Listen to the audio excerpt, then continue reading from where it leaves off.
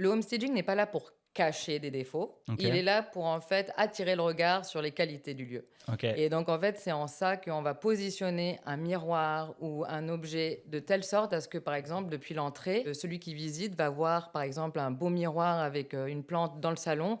Et c'est là où on veut l'emmener en premier. OK. Parce que c'est le salon, le point fort de la maison.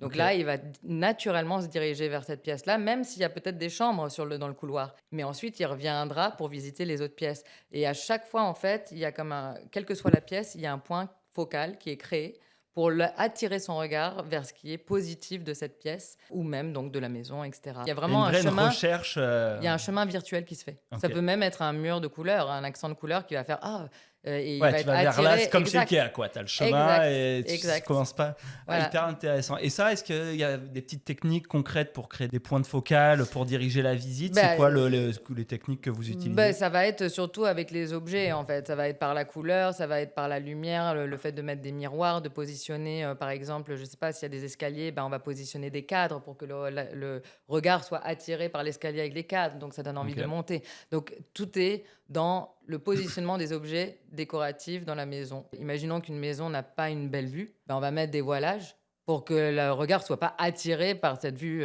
pas terrible. OK. Donc on la cache pas, mais on l'atténue, en fait.